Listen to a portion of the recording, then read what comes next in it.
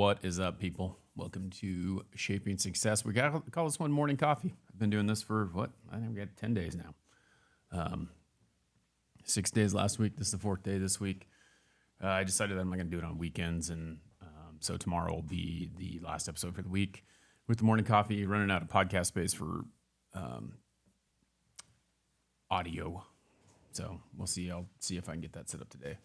But live over on YouTube, if you want to come join.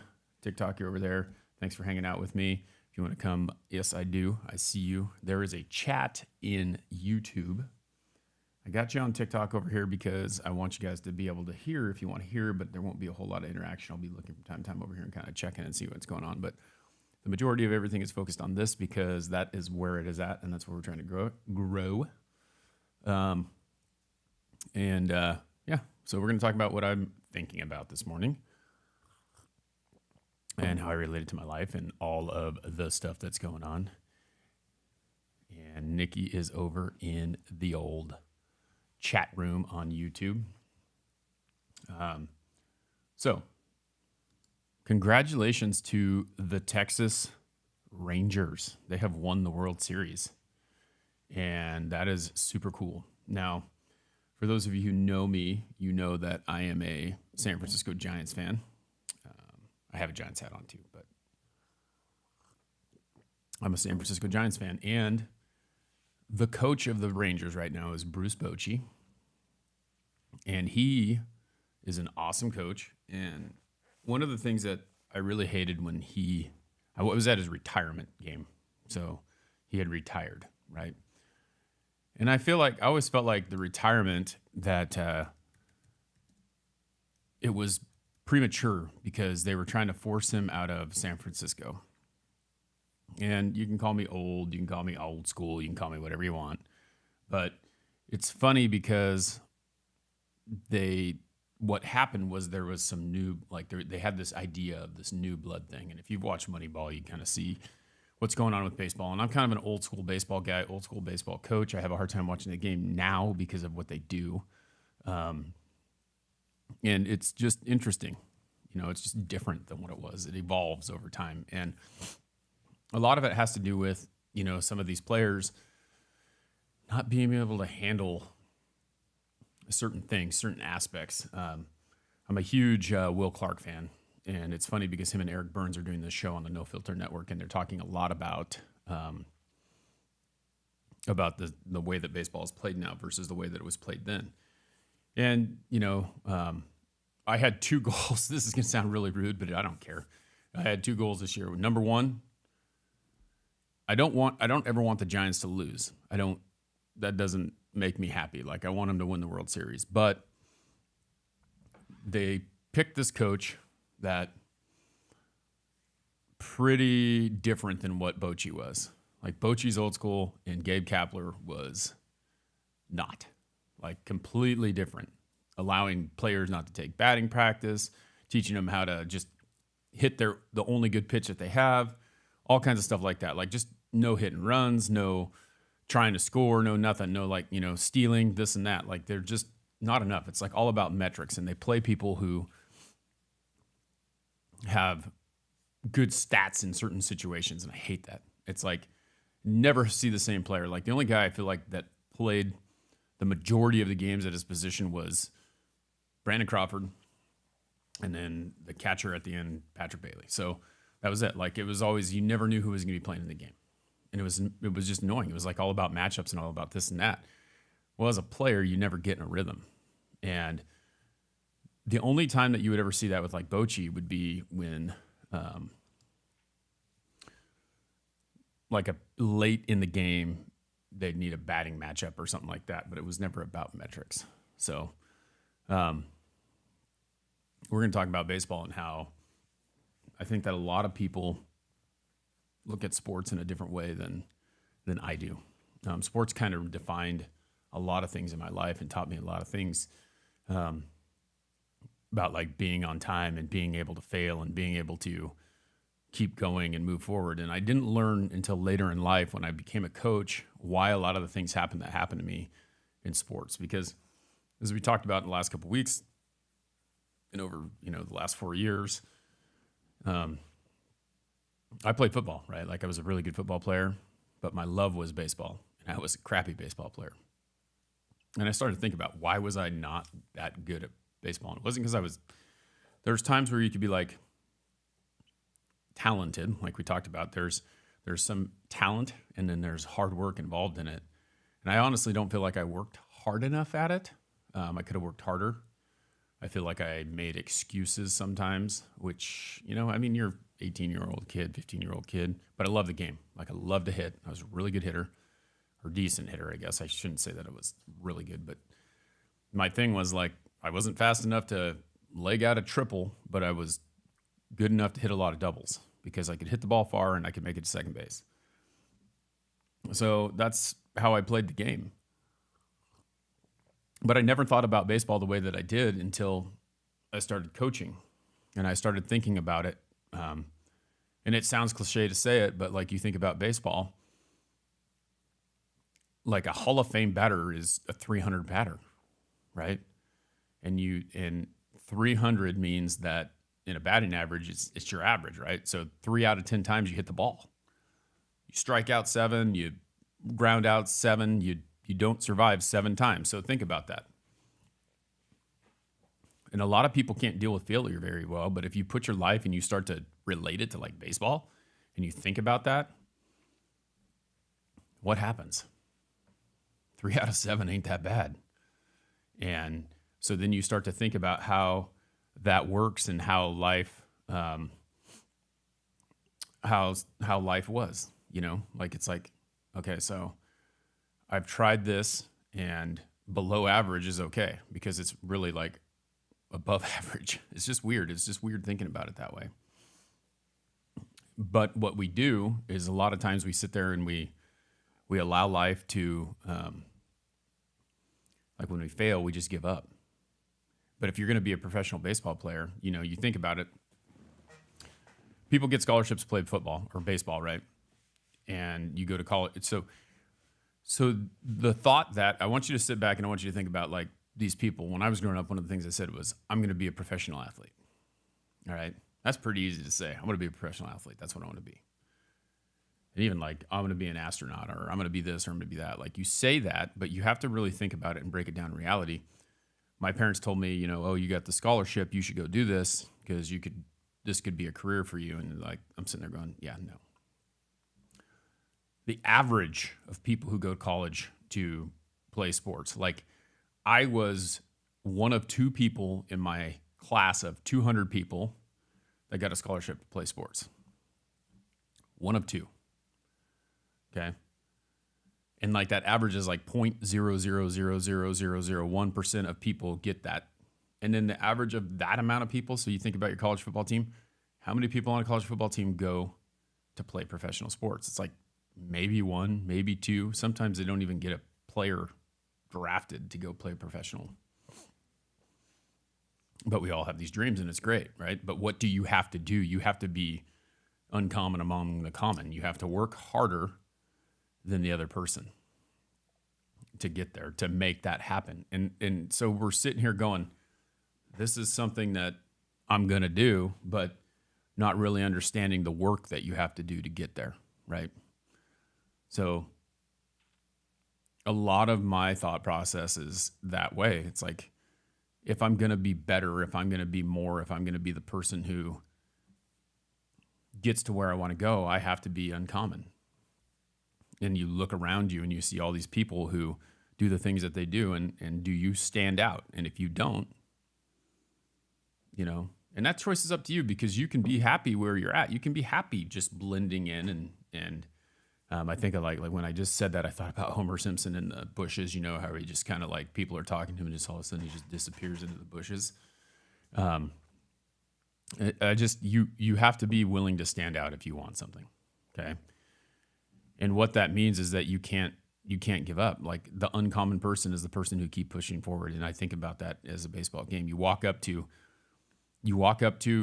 the home plate to take an at bat, and what happens? You get thrown a pitch, right? You miss it, it's a strike. You miss it again, it's a strike. Now you have 2 strikes against you and you have 2 choices. You protect, you try and hit anything that comes across the plate. You hope that something happens. And I don't know. I mean, I just remember watching a Giants game one time when Matt Williams was batting and he was like fouling everything off over and over and over and kept fouling it off over and over. And then the next one, he hit out of the yard. You foul off 13 pitches, but you could still hit one out. You still have the choice. Okay. So it's just a crazy thing. That's what I love about sports. It's something that taught me how to be on time. I was talking to my daughter about this. I got to drop the kids off at school this morning, in an hour or so here, a couple hours here. And I was talking to her, I was like, I have to try really hard to get my daughter there on time so we don't have to wait in the parking lot because I'm always early. So, I mean, if you're early, you're not really on time, right? But if you're early, you can be on time. If you're late, you won't be on time. And I was always taught that if you're not 10 minutes early, you're 15 minutes late. And so I told my daughter the other day, I was like, I'm trying to get you there on time. But what happens is your mind starts to think about all the things that stop you, from being on time. So like I'm thinking about traffic. I'm thinking about maybe when I drop my son off, I don't have enough time to get him in there, or there's a bunch of people in line trying to check him in. There could be all these things that stop it. So like I don't want to have that parameter stop me from being on time. And then it becomes a process. And it almost irks me a little bit to be late. And I don't like having to call customers and going, hey, I'm a little bit behind for no fault of my own. So when people schedule me they schedule my appointments and they don't give me enough time when I have to drive 45 minutes, but I only have 30 minutes to get there. Because they haven't looked and they haven't mapped and they don't know what the traffic's like, and I do. So I think I talked about it the other day. So like I'm always like in my mind, like what is the quickest way to get there? And then things get in the way, right? Like, so you're hoping that things never get in the way. You don't know if you're going to go down the freeway and someone got in a car accident. You can't control that, but you can control how early you are, and hopefully you can be on time. Things that I learned from sports, right? And I'm looking through here. I'm looking through. I thought, I'll see what Bruce Bochy has to say. Find some quotes. One of them, what he has here. This is kind of relatable, but he doesn't have a whole lot of good ones. But I mean, the thing is that he doesn't get a lot of sound bites. It says if you're not prepared, it's not pressure you feel, it's fear. If you're not prepared, it's not the pressure you feel, it's fear. So think about that. If you're prepared, and this is funny because Nikki's in here right now, and I think that Nikki's at Toastmasters, and I feel like every time she's going to give a speech, she's going to get first place because they give out awards for like best speaker or whatever. I feel like she's going to win every single time, and the reason why is because she prepares, and she prepares more than anyone I know. I don't even prepare that much, and I think it's great. Like I think that's so cool that you do the work in order to make that happen, and that's what you have to do. You practice over and over again. You prepare, and then when you go there, it's almost second nature. It doesn't mean that you're not going to be nervous, but you've done the work, so it becomes second nature. But speaking of that, there's this quote. I'm going to see if I can find it here. There is a coach, and I'm going to read this speech to you because I think that it's definitely really worth it. And it talks about like what we do in life anymore. And I've done this before on the podcast, and I'm just going to do it again because I really think that the message is still strong and it's still really good. So I'm going to set the tone for it because I'm not going to read this thing as like 3 pages long. Maybe I will. We'll kind of go through it. In Nashville, Tennessee, during the week of 1996, more than 44,000 baseball coaches descended upon the Opryland Hotel in 52nd annual ABCA convention. If you know what that is, it's like I've been to one of them in Texas, and it's a baseball clinic that you go to. And this guy named Tom Scalise was Tom Scalinas was a coach at a college in California. And then it said, John Scalinas is here, one man worth every penny of my airfare. And the guy's like, who the hell is Scalinas? I wonder, no matter, I'm just happy to be there. 1996, Coach Scalinas was 78 years old, 5 years retired from college baseball coaching career. He began in 1948. He shuffled to the stage, impressive standing ovation, wearing a dark polyester pants, a light blue shirt, and a string around his neck from which a home plate hung, a full-sized, stark white home plate. Hopefully you know what home plate is. We're talking about baseball today because the Texas Rangers won the World Series yesterday. If you're over joining us on TikTok, thank you. You can come subscribe to the YouTube Shaping Success with Wes Tankersley and get in the conversation over here if you would like to get in that chat. Of course, the first thing in the mind, he goes, you're probably wondering why I'm wearing home plate around my neck, or maybe you think I escaped from Camarillo State Hospital, which is like a mental hospital, right? Like he's crazy, okay? And then like the whole crowd laughed or whatever. He says, no, I continue. I may be old, but I'm not crazy. The reason I stand before you here today with your baseball people is what I've learned in my life. I've learned at home plate in my 78 years. Several hands went up and Scalinas asked, how many Little League coaches in the room? And he said, do you know how, and then everyone raised their hand. He's like, do you know how wide home plate is in Little League? And it's 17 inches. So home plate is 17 inches wide, okay? This is the point you're going to get here real quick. That's right. How about Babe Ruth baseball? This is another, so like the next level, right, of baseball. 17 inches. That's right. How many high school coaches do we have in the room? Hundreds raised a hand up. They appeared. How wide is home plate in high school? 17 inches. You're right. College coaches, home plate, how wide is it? 17 inches. Major leagues, 17 inches. So you can kind of see the point going here, right? And it said, 17 inches is confirmed a voice billowing out of the halls. And do you know what big league pitchers can't throw the ball over? 17 inches. They send him to Pocatello, which is funny. Like, do you know what happens if the pitcher can't throw it over 17 inches? Because if you throw it over, it's a strike, right? And so they're like, they send him to Pocatello. Brian, I knew you. Brian Sales is in the chat over here on YouTube, and he's on Facebook, it looks like. But yeah, I loved it too. I think this is a great story because I think that this is what it is, and so what do? They don't say, "Oh, that's okay, Jimmy. You can't hit a 17-inch target. We'll make it 18 inches," right? That's what they'll do. They won't make it 18 inches. Okay? I thought I put 11.2 on there. Sorry, Brian. I will change it. So because the pitcher can't hit 17 inches, they don't make it 18 inches, right? So he says, what do we do when our best player shows up late to practice, when our team rules forbid facial hair and a guy grows up unshaven? What if he gets caught drinking? Do we hold him accountable, or do we change the rules for him? Do we widen home plate? So that's what's so great about the story, right? Widening home plate, like this is what people are asking for every single day. Well, I didn't do this or I didn't do that. Well, okay, well, let's change the parameters so you can. Like I'm late to work. I'm supposed to be on time. What should we do?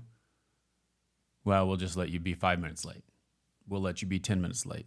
You see what's unpacking here? Like we're having this over and over unpacking of something, and we're making it wider, and we're making changes to suit the needs of other people, when what we're doing is we're just teaching them that it's okay, that you don't have to follow the rules. You don't have to do the things that you have to do. And you can read this. Like the guy's name is Tom. It's like if you just type in "don't widen home plate" in Google, you can see the whole story. I'm just kind of giving you a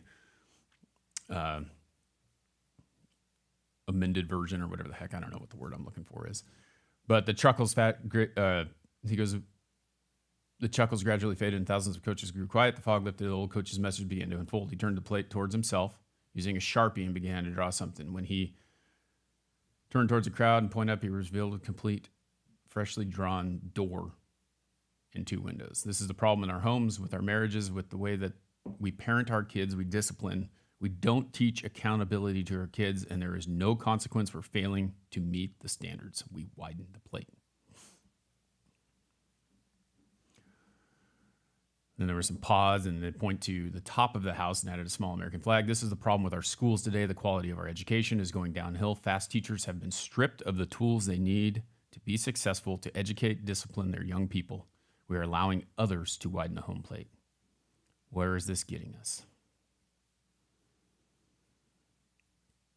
And then he replaced the flag with a cross. And then the problem, and this is the problem in church, where powerful people in positions of authority have taken advantage of young children, only such authority swept under the rug for years. Our church leaders are widening the home plate.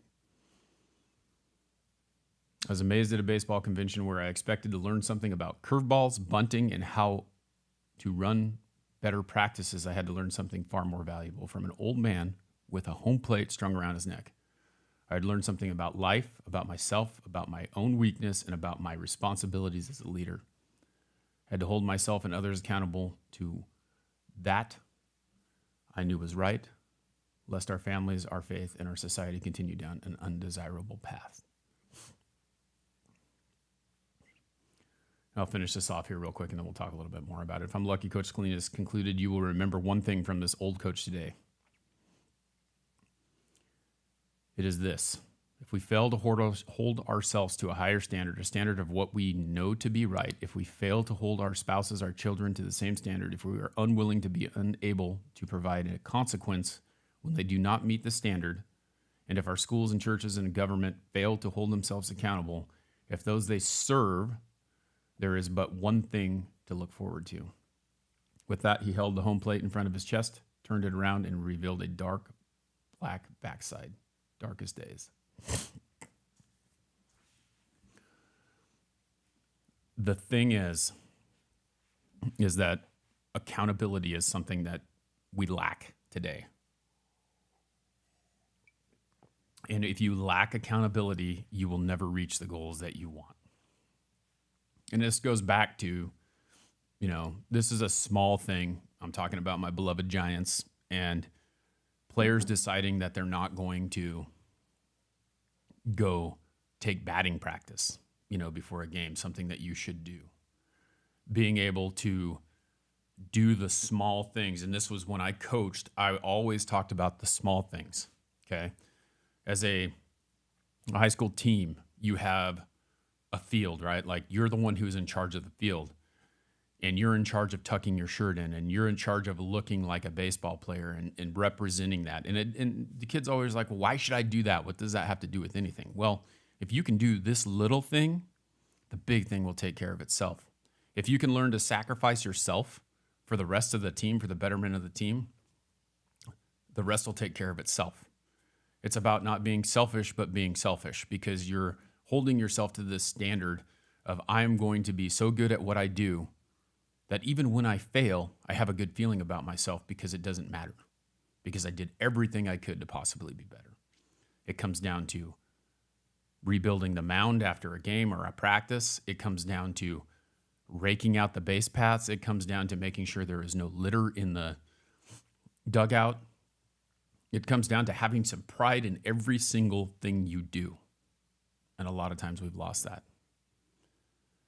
And, I got a little guff for talking to my daughter about some stuff on a podcast I did with her. But the reality is that she is better than that.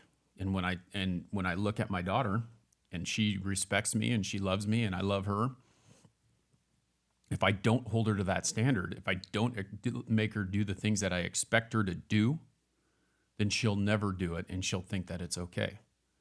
So we're leaving this on the table. We're allowing these kids and these people to not follow the standard. So you've got to set your standards and you've got to continue to follow them. And that's what it's about. That's what baseball has taught me. So I hope that you guys find something in life that actually teaches you those parameters. Okay, you have to, and like Nikki said over here, you got to, don't skip the steps. Don't skip the small stuff. Don't not do the things that made you better. Don't forget. Follow the parameters. Do the things that you need to do. Because if you don't, you'll get complacent and you'll think you don't have to do things and you become something that you're not. That's all I got. That's all I got for today. And this was what, and like what I like about these morning coffees is I get to talk about what's on my mind. And that's it. That's what I was thinking today. How those things that you do will shape your life. Okay. So do the work, continue to do it, continue to push forward. Think about the process that you have to do. It doesn't mean that the process doesn't change a little bit to be successful, but you have to continue to practice and be willing to do it over and over and over again, and you will be successful. Thank you guys for hanging out. I appreciate it. Anna's in the chat room as well. Appreciate you guys all hanging out. Appreciate you being here. If you want to support the show, please go join the Patreon. For as little as $3 a month, you can help support this so that we can continue to do this and push out this content. We do have some gear and things like that. If you're looking for some beanies, some shirts, some sweatshirts, all that stuff, go check it out. Remember to go ahead and do it. Move forward today. Move forward. Have an awesome day.